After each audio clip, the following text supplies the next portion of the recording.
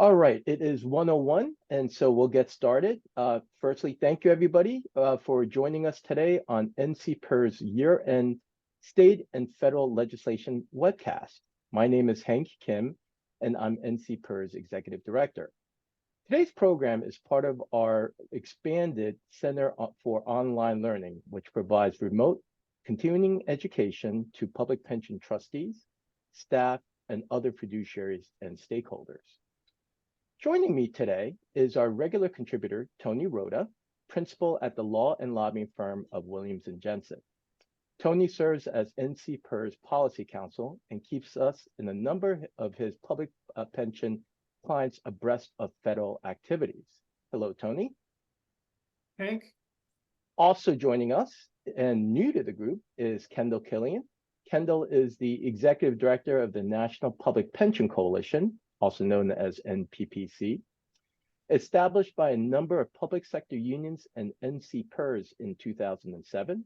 The National Public Pension Coalition monitors state pension legislation and works with its network of state coalitions to defeat anti-public pension bills. Welcome, Kendal. Good to be here, Hank. Today's format will be a moderated conversation with our two panelists. To help facilitate audience participation, we will be posing a few audience poll questions during the session. Also, we do encourage audience questions and comments, so please submit your thoughts by using the Zoom Q&A function. However, to ensure that we cover all of our topics, which we have a number of today, we will hold your questions till the last part of the program. So with those introductions out of the way, let's begin with the overview of 2023 legislation and outcomes.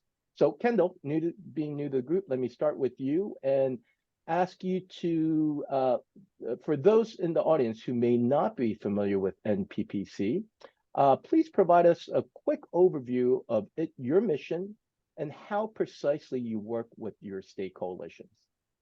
Yeah, great. Thanks, Hank. Our mission is to protect state public employee pensions across the country.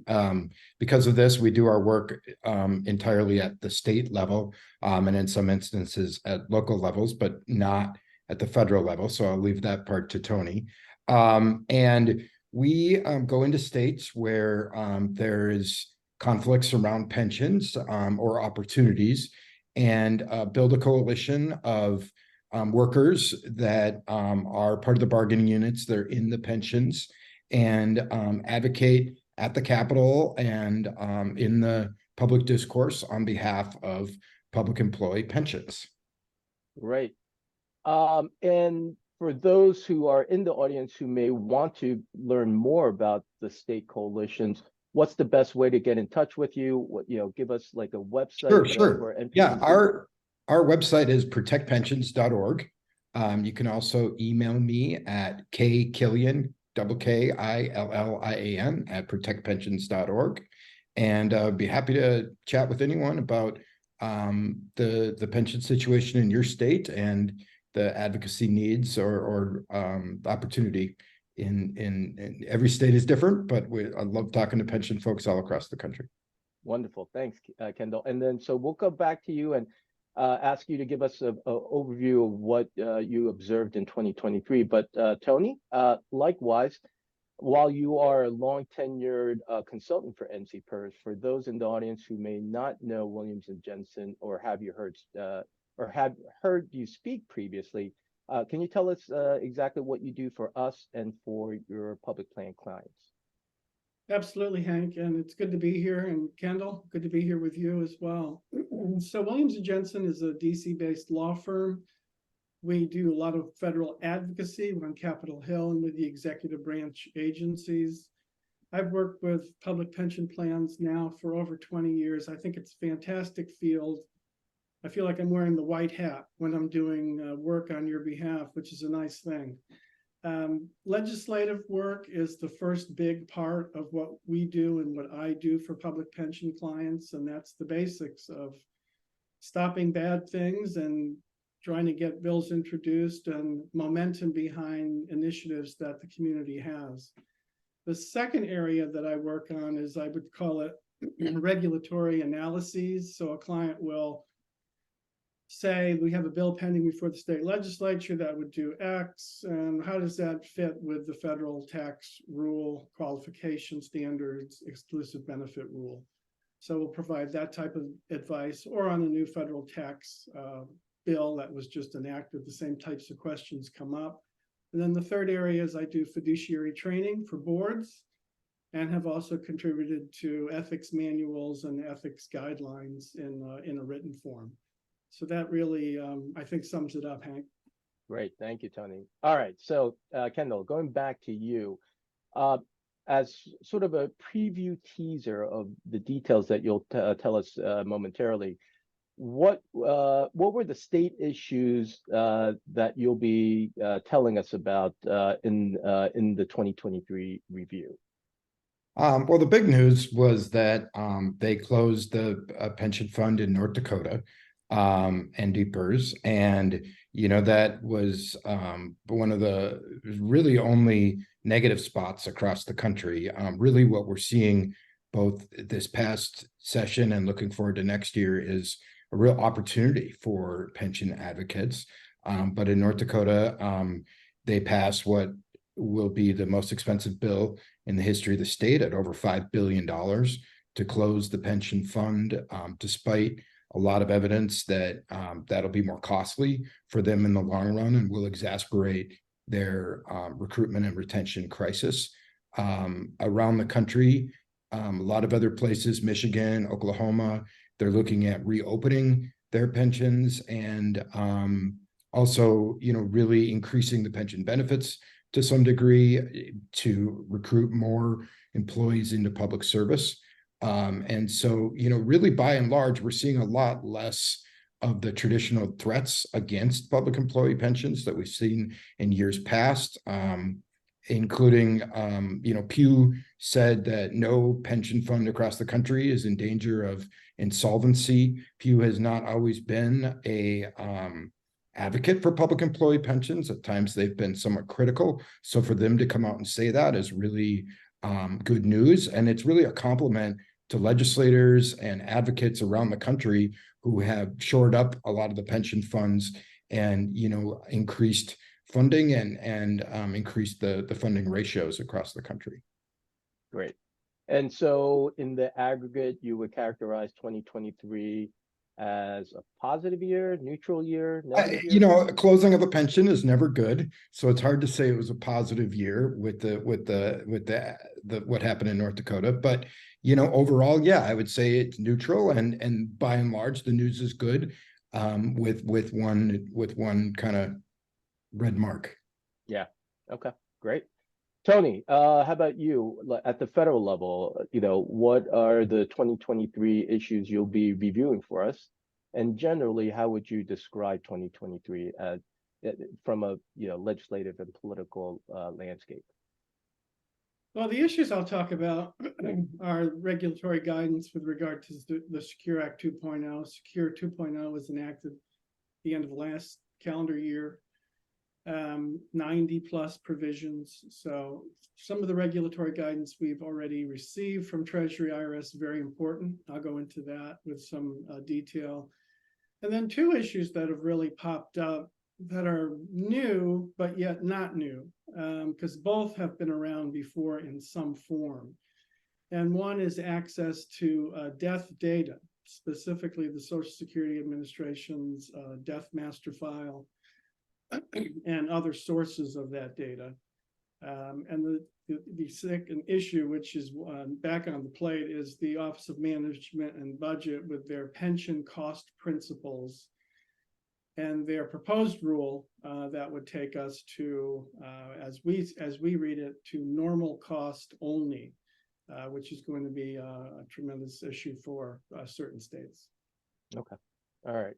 Well, so Tony, in terms of sort of the deep dive on the review, let's start with you. Tell us about Secure 2.0 and the regulatory guidance we've received and the guidance that we hope to receive.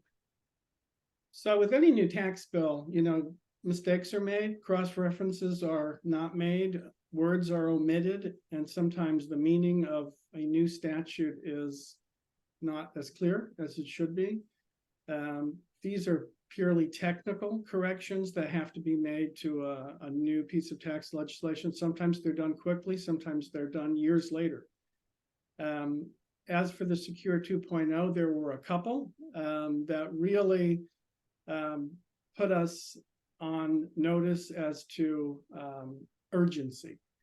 And one, I would say, is not clearly technical. That is dealing with the Roth mandate on the catch-up contributions. And as we all know, the Roth contributions are after-tax contributions, but free of tax at the distribution end.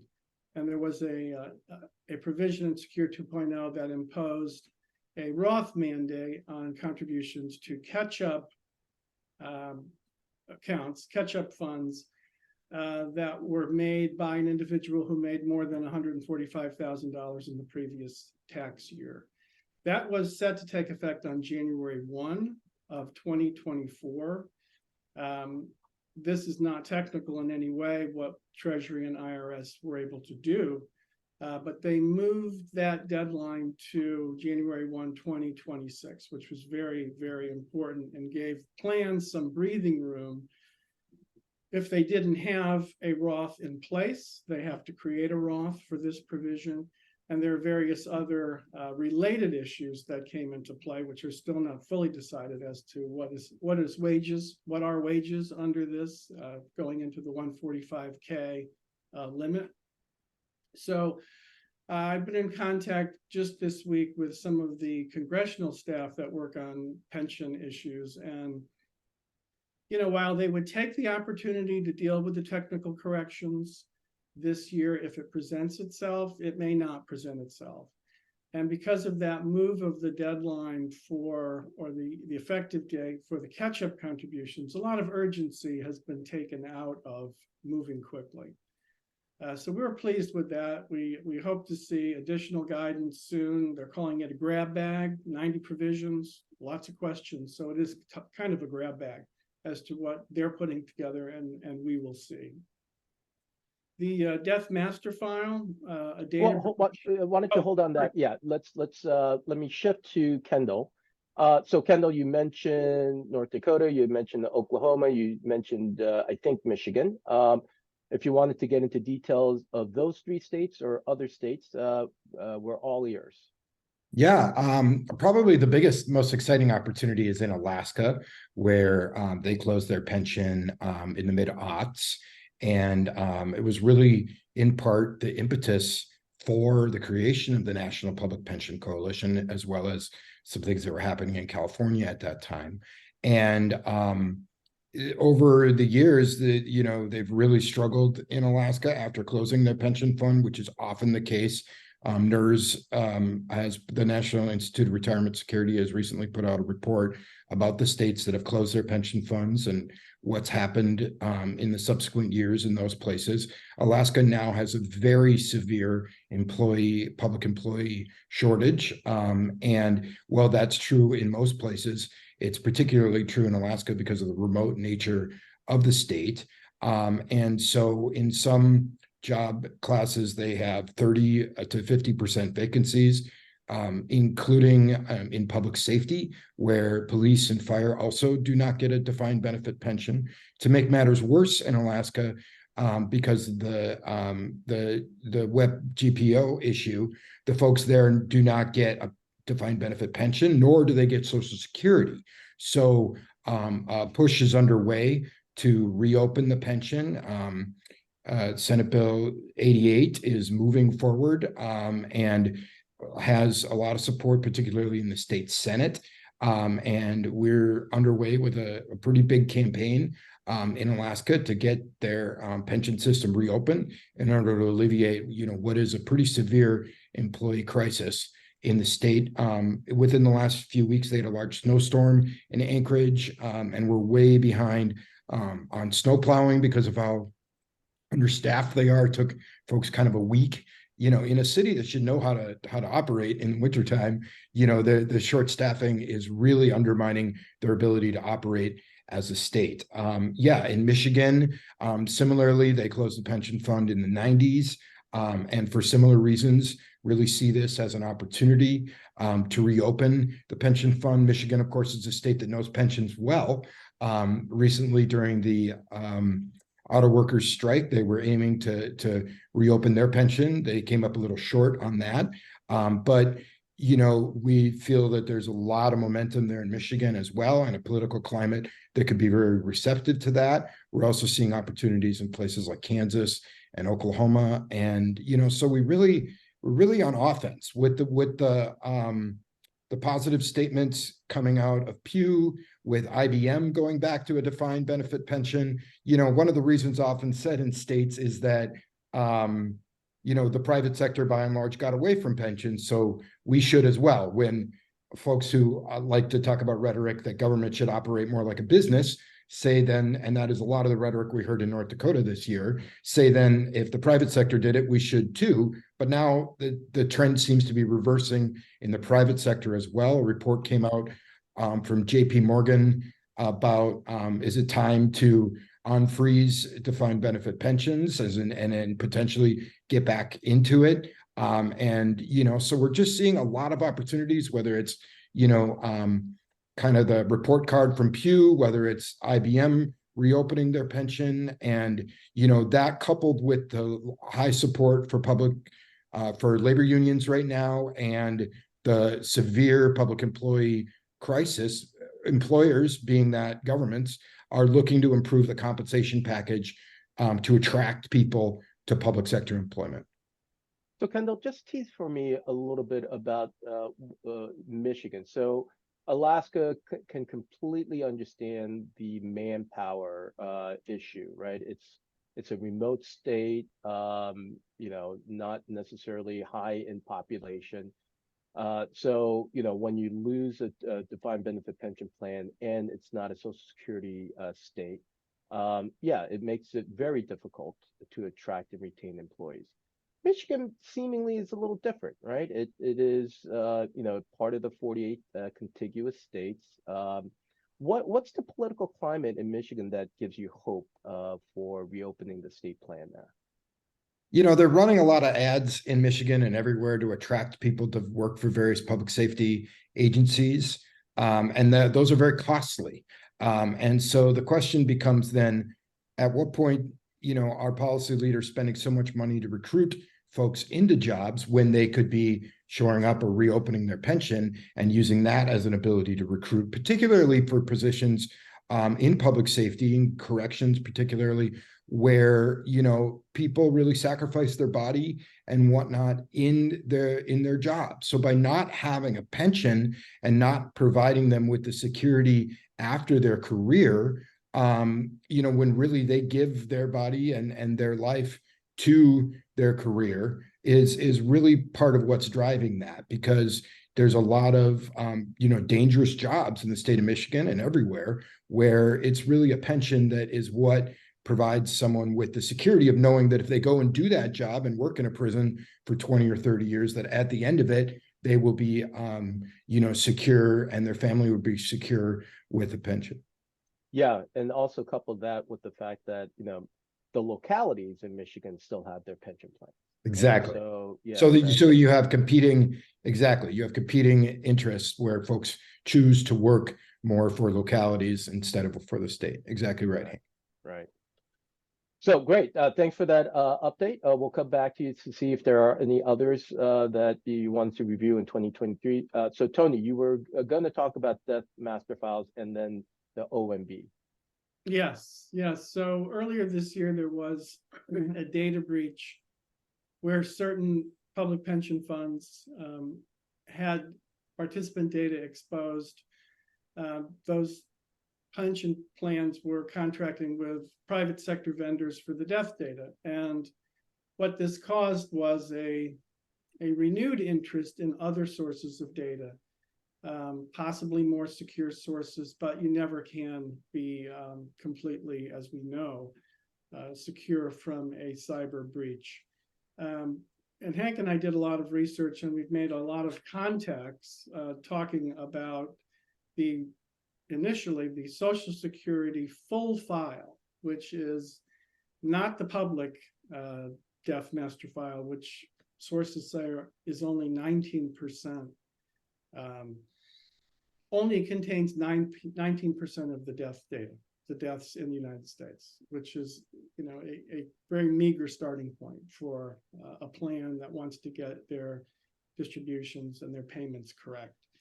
The Social Security full file, where there is a much higher percentage in the 90s of accuracy, is only eligible to be sold by the Social Security Administration to certain entities that are in statutory law, and state and local governmental pension plans are not in the statute. So this would require an amendment to federal law.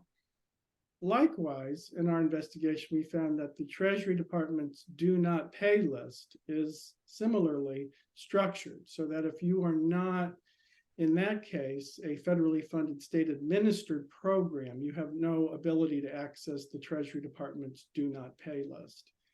What we have looked at as well is an electronic database by NAFSIS. It is the National Association, I'm reading that, for Public Health Statistics and Information Services. NAFSIS gets information from the vital records divisions of all 50 states, of 5 territories, New York City and the District of Columbia. It is available to state and local governmental plans. We are looking, Hank and I are going to be talking with them again before the legislative conference to get more information. There may be some developments underway there that could make it an excellent alternative. Now, going back to amending federal law for Social Security full file or Treasury's do not pay list, there's going to be a lot of resistance to doing that on Capitol Hill. The general feeling is that they being both Social Security and Capitol Hill, they want to get Social Security out of the death data business. That is not their primary function. That is not really their role. So we would hit significant resistance on that front. So that would be kind of where we are with the death master file. The OMB initiative, it's a proposed rule that came out in October.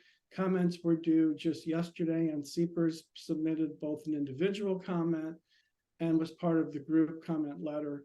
What the proposed change would be is for federally salaried state and local employees. So they're paid for under an award or grant. They could be doing any type of work, healthcare, fish and wildlife, law enforcement. Those individuals are covered under their state pension plans, but the employer is the federal government. So the federal government is paying the employer share of that pension contribution. The federal government would like to tighten that up so that they're not paying for any portion of unfunded liability. So in certain states, with a lot of these federally salaried employees, this could become a significant monetary issue, economic issue for the state. It's something that we're going to stay very close to. Comment period, of course, just closed, so there's a lot more underway for that. Great. Thank you, Tony. Kendal, anything else you wanted to touch upon relative to what happened in the states this year? Yeah, Hank, in Oklahoma, you know, a lot of states have been facing issues around ESG. And in Oklahoma, a bill was passed that limited the ability for the pension funds there to invest through certain entities like BlackRock. And so, well, the National Public Pension Coalition doesn't have a position on this. One of the unions there has filed a lawsuit against the state because they attempted to they would have to divest their $10 billion fund from BlackRock and reinvest it. And so they're kind of in dispute right now. The treasurer is really pushing this law. There is a loophole in the law that allows the pension funds to exempt themselves in certain instances, which they did. And now this is going to be left to the courts. But this is going to be a really important case to be watching if this is something that's happening in your state. The Oklahoma case with NCPERS is really kind of a bellwether for where these types of issues are heading. Great. So let's then shift into the next area, which is the midterm elections. So for most of the country, there was not a midterm, but in a handful of states, we did have a midterm. So let's do our first poll for this webinar, and let's get a sense of how many people who are participating experienced or participated in a midterm election this year. Give it a few minutes to go through it. So while we're waiting for that, Tony, what impact, if anything, do you think the special elections had at the federal level? So the elections of November aren't really special elections. So I think what you're asking is about the congressional elections that were filled. Yes. Because of a member retiring, dying in office. There were a handful. There were a handful in the House. There were three, one in Rhode Island, Utah, and Virginia. They were all safe seats. So they were covered by the party who left office. So there was no change in the majority based on that, or the majority ratio. Congressman Santos of New York was expelled. I think we all saw a witness to that play out.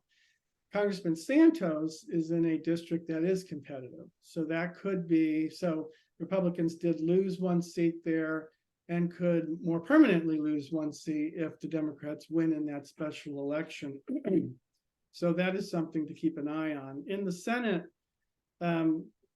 two senators have left already. One in Nebraska, Senator Sass, who was appointed, there was an appointed replacement of the same party. That'll be a special election that'll take place in November, actually, for the remaining 2 years of that term. And then Senator Dianne Feinstein, of course, who passed away. There will be a special election there. Both of those will be covers by the party who controlled it previously. So for the congressional special elections, Hank, there really wasn't a lot of impact on the majorities. The George Santos race, still yet to be determined, could be won. However, that would change the ratio.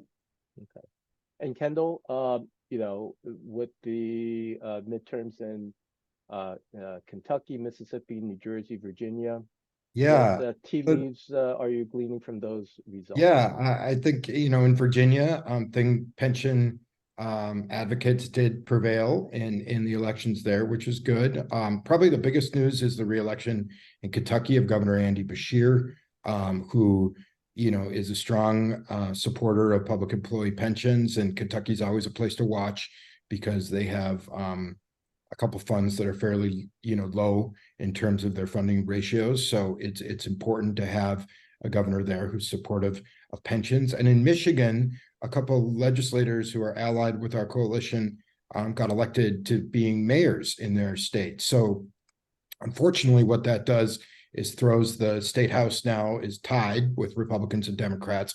And until those seats are refilled, I think from what I understand, people are optimistic that they'll be refilled by people that are advocates for pensions. However, it will kind of slow the process down there. And my understanding is those seats won't be refilled until April. So those legislators there are going to be leaving and got elected to be mayors in their communities. And now they're not going to be in the legislature, which reduces the Democratic advantage from 2 seats to 0 for the time being. It's tied. Okay. All right, so I think people saw the results. A majority, 55% of the attendees to today's webinar did not have a midterm this past November. So let's go to the next set of poll questions, and they'll have to do with Social Security offsets. And while those poll questions are up, again, Tony, let me ask you, anything to expect for the remainder of the calendar year at the federal level? There is that outside chance for a technical corrections bill for Secure 2.0. I don't think it's going to carry anything that's not truly technical, so it won't be newsworthy. It'll just be helpful. It appears that with the two-step funding process that's been put into place that now goes into 2024, the two deadlines being January 19th and February 2nd, that we're not going to see any appropriations bills really finalized before the end of the year. And likewise, the National Defense Authorization Bill is another major bill that is done annually, but I don't know if they're going to be able to get that over the finish line. I think the next 2 weeks in Congress might be more of a mopping up exercise. I don't think we're going to see anything dramatic. We could see votes on funding to Ukraine and Taiwan, but certainly other than technical corrections, Hank, nothing in the retirement pension world. Right. You saw the poll results for the WEP question. About, I think, 74% said WEP was a concern or is an important issue.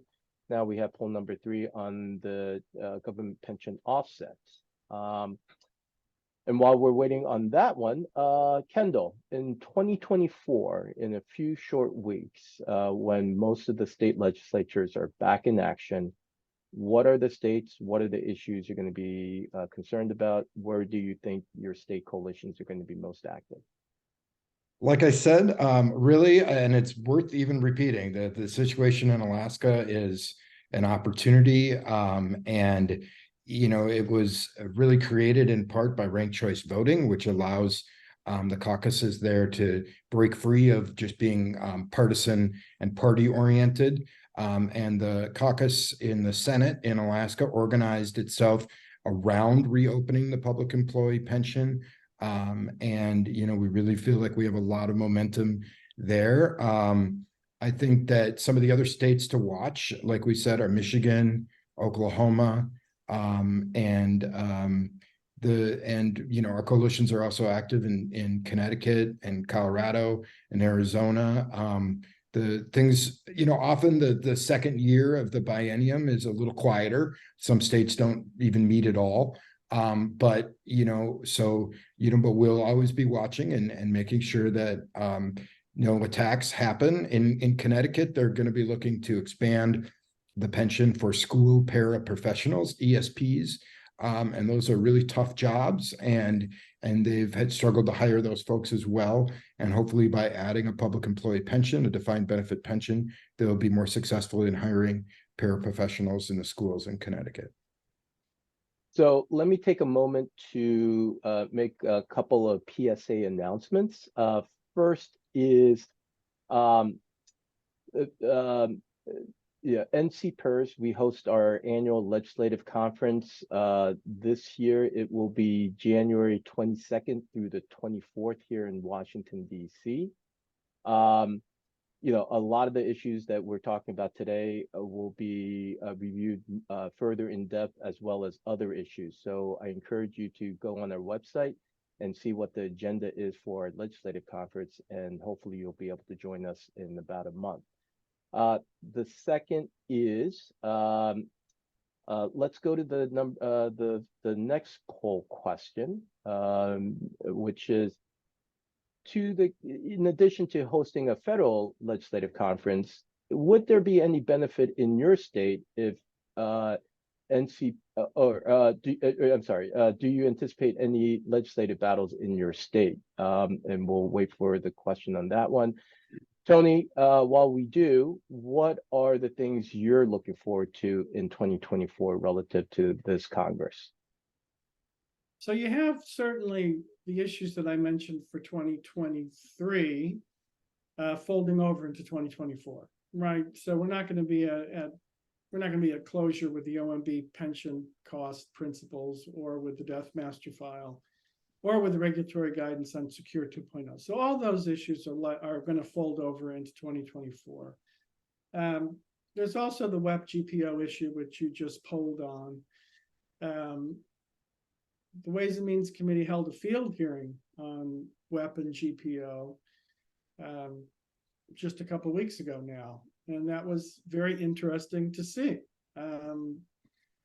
The field hearing, as they always are, was poorly attended. I think there were 4 members total, but it is definitely an indication of some level of seriousness at the chairman's level about doing something on WEP and GPO.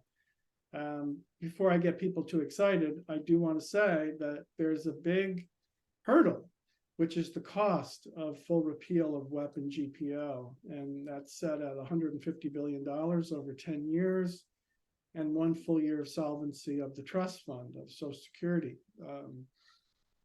If you look at just the WEP only slice, and we've had that discussion over the years, the cost of those bills comes way down to about $23 to $29 billion over 10 years. Much more in the doable range, in my view. So we're definitely going to look at WEP GPO with level of seriousness at Ways and Means on this. Great. And then so we had some very encouraging audience poll result just now. Only 25% of audience attendees who participated anticipated negative legislation, so that's very encouraging. Let's go to the last poll question, which I got sort of ahead of myself, which was, in addition to NCPERS hosting an annual federal legislative conference here in DC, what benefit, if any, do you think would there be if NCPERS hosted a legislative conference in your state? So I think we're almost at the close, and we can answer questions. And again, we do love to hear from you. If you have any questions or comments, please use the chat, the Q&A function on Zoom to let us know what's on your mind. Kendal, any final thoughts or comments before we turn to questions?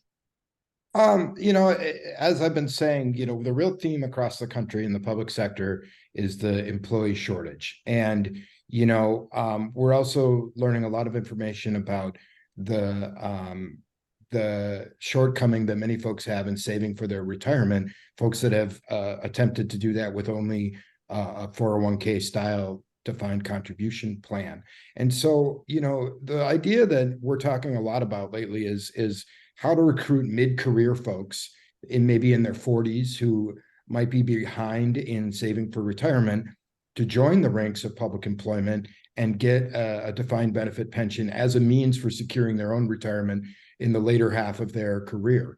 And the more we see jobs posted and advertised specifically touting their pensions as an asset and a part of the compensation package, we really like to see that as a way to recruit people into the public sector, because this is a benefit you get in working for the public sector that by and large you do not get in the private sector. Unfortunately, private sector wages have been outpacing the public sector in recent years, but this is really an advantage in working in government employment.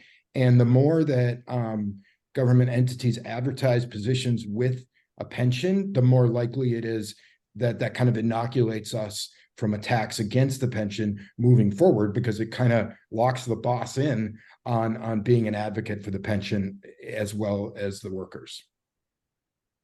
Great, thanks, Kendal. And Tony, any sort of closing thoughts from you before we go to questions? Yeah, just one in the macro. This Congress, the 118th Congress, I think you have to view it as a staging ground for the next Congress, which will take office in 2025 with the new president, maybe a new president, after the presidential election, I should say. I know in the retirement area, they have been very, very interested in ideas that we bring them, that the private sector brings them. So I know that they are going to be looking for ideas in 2025 to construct possibly the next retirement tax bill, looking for ideas in 2024 that they could use in 2025 and 6 for the next round of retirement tax legislation. That's the earliest we would see it, 25, 26, but we have to use 2024 to set the groundwork for any initiatives that we want to see in that next package. Right, thank you. All right, so turning to audience questions, we have a handful. First is there any real chance for Medicare at age 55? Tony, I think this is to you. Yes, and I've been involved in this issue since its inception. And I don't know if folks from Ohio Police and Fire are on, but they were instrumental in starting this initiative, as well as the change to HELPS, which we recall moved away from the direct payment requirement to the optional pay. Sherrod Brown has been a dedicated soldier on this issue, as he has on many. He's reintroduced the bill in this Congress. Dean Phillips has introduced it in the House. Dean Phillips carries with him a deal of controversy because he's primarying President Biden. I would say no, that it doesn't have a real chance in the near term. And that is because the elements of the progressive movement who are still very strongly advocating Medicare for all really don't want to see a splinter of it possibly going with an early age Medicare for first responders. I'd say that's true today. That was true a couple of years ago. Now, political dynamics are always changing, so we can, after the next presidential election, we'll see what pieces are in place to know, but I would say not in this Congress. Okay. We have a number of questions relative to fiduciary duty. So let me just go ask them directly.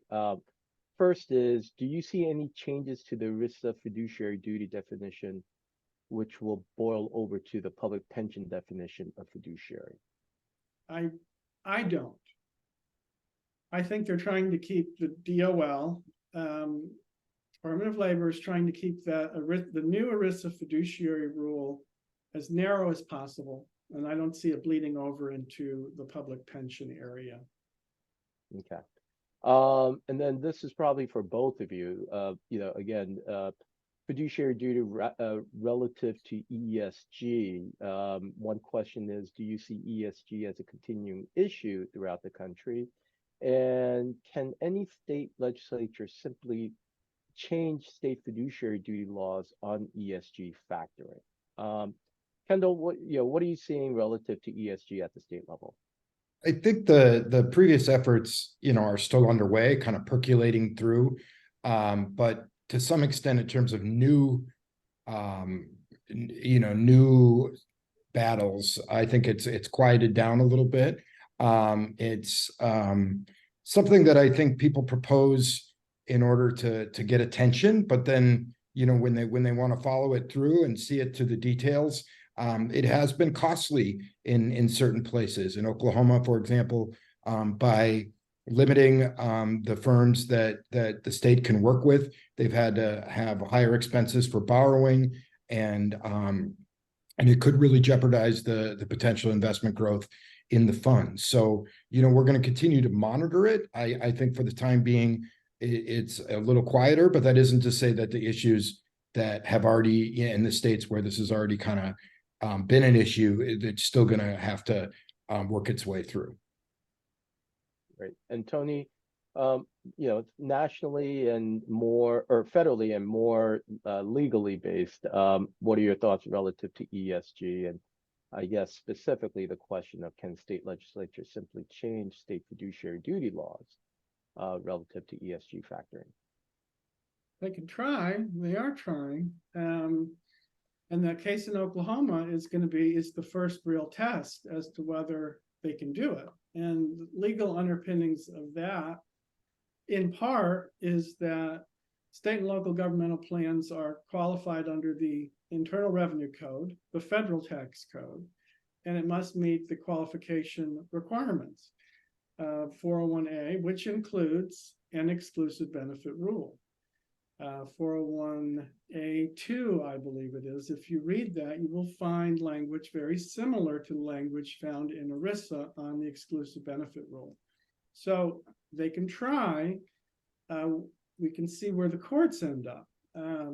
Because, you know, I mean, any government, any legislative body can try to push the envelope, and the courts have to provide the guardrails. And I think that's what's going to happen in this case.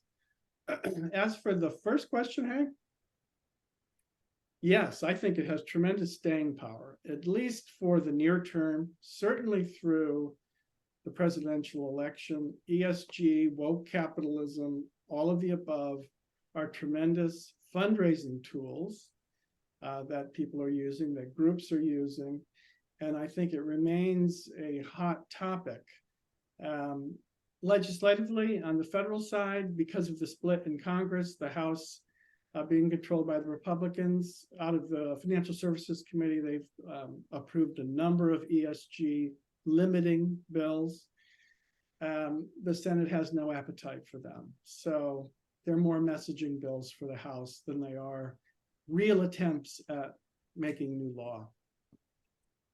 And just to tease out that exclusive benefit rule for the non-lawyers in the room, it is this rule that basically says, as a fiduciary, you know, you can only use the assets of the plan for the exclusive benefit of the beneficiaries. And particularly in the private sector, it makes a lot of sense. So for instance, if you are a trustee of a pension plan in the private sector, you know, you cannot use the pension benefits to essentially prop up the profit margin of the company by saying, hey, as trustees, we're going to purchase the widgets that our company sells. Like, that's prohibited. So the argument here in the public sector is somewhat on the flip side of that. You cannot use public or trust assets to say we will not, you know, use certain companies because they offend our political sensibilities. So that's something to be debated. One more issue on this, Hank. I have heard of legislation coming forward called systemic risk mitigation. What this would do is codify in state statutes. This would be proposed more likely in more blue states, that would codify the ability of the pension systems to evaluate for all sorts of types of risk, which would then in the future kind of like act as a defense against these types of ESG attacks. Yeah. Tony, did you want to say some closing thoughts? I just, fiduciaries are caught in the crosshairs of this either way, because there's strong pushes from the left to divest from oil and gas. And there are strong pushes from the right not to even think about ESG. So the fiduciary's hands should not be tied, in my view, in either way, by either side of this debate. They should be left to their own investigation, their own risk and return analysis. But politics, you know, pushes you one way or the other. Yeah. Yes. There's a question for you, Kendal. Do you see any issues coming to Mississippi with the recent articles regarding pension changes? I have to be frank, I haven't been following the situation there, and I'm glad to learn about it, and I'll be looking into it now that I know about this. And Mississippi has not been a state that we've been heavily involved in the past, but I'll definitely take a look. Thank you. Great. Yes. Thank you for that, Kendal, and we will certainly come back and report back on anything that you learn. Modifying WEP and GPO is always a big concern in Ohio. Could the presenters handicap legislative chances for this session? You know, I addressed it earlier, and I do think there's a certain level of seriousness on the part of the chairman of the Ways and Means Committee to look at trying to do something in the WEP and GPO area. As I described, the cost of full repeal of WEP and GPO, I think, is prohibitive. And I think it's going to prevent full repeal for moving. But we could see something along the lines of a WEP only proportional formula that's been introduced by both House Democrats and Republicans in the past. So I would say that would probably have the greater odds. It would be a WEP only type of solution. Okay. Well, I think that hits all the questions that we had. So let me close by thanking both of you for joining us and sharing your knowledge. And to the folks in the audience, firstly, thank you so much for joining us.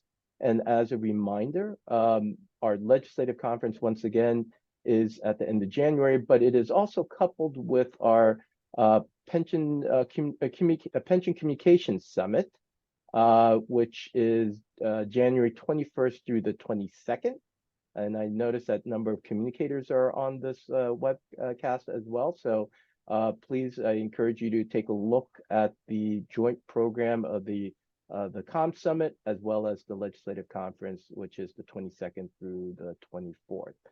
And to everybody in the interim, happy holidays.